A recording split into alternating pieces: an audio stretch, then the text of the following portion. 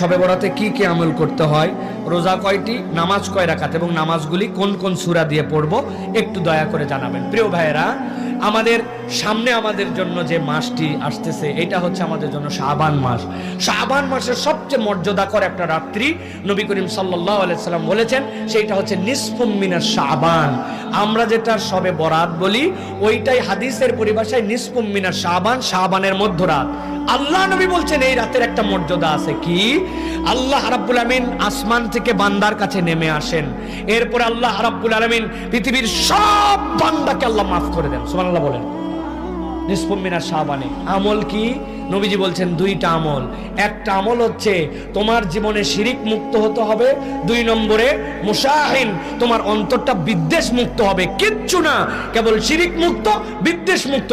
আল্লাহ এই 2 অন্তরের আমলে আল্লাহ তাকে মাফ করে দেন। এখন আমি কি কোনো আমল এক্সট্রা করব কিনা?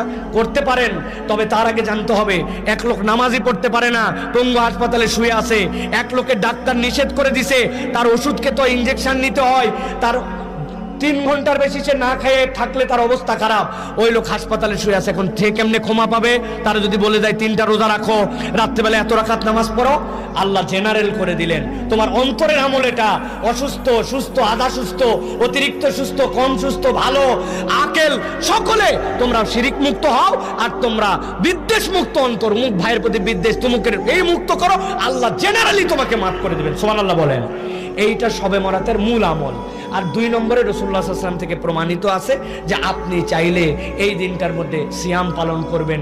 এই সিয়ামটা আপনার জন্য বরকতের সিয়াম, অতএব আপনি সিয়াম পালন করবেন। রাত্রেবেলা আপনার মন চাইছে আপনার ঘরের মধ্যে অতিরিক্ত সালাত আদায় করবেন, সেটা 2 রাকাত, 4 রাকাত, 6 রাকাত, 8 রাকাত, কিন্তু এইটার জন্য একবার সূরা ফাতিহা, এরপরে একবার ইন্না আতাইনাকাল কাউসার, 10 বারের পরে সূরা ইখলাস। এইরকম কোন তরিকা কোরআন সুন্নাহ দ্বারা প্রমাণিত নয়। অতএব এইটা আপনারা করবেন যে আপনারা সালাত আদায় করলেন, রোজা রাখলেন, আর অন্তরের এই 2টা রোগ আমার আছে কিনা এইটা মুক্ত করতে হবে। এটাই হচ্ছে আপনি যেটা শবে বরাত বলতেছেন, হাদিস যেটাকে নিসফুম মিনাশ শাবান বলতেছে, এইটার আমল। আপনি সারা রাত নামাজ পড়লেন, আগে একটা রোজা রাখলেন, পরে একটা, ওই দিন একটা, কিন্তু আপনার অন্তরটা পয়সা গেছে হিংসা বিদ্বেষে ভরা, কারো উন্নতি দেখতে পারেন না, কারোর প্রতি আপনার ভাল লাগে না, সকলের প্রতি আপনার হিংসায় ভরা মন, কাউরে মাফ করতে পারেন না, অমুকে অমুক করছিল ধরে রাখছেন মনের মধ্যে, এদিকে নামাজে ফাটায় ফেলতেছেন, রোজায় ফাটায় ফেলতেছেন, আপনার এগুলো একটাও কাজ করবে না। আপনার পাত্র ঠিক নাই, ওর মধ্যে কোনো আমল বাঁধবে না, ঠিক কিনা?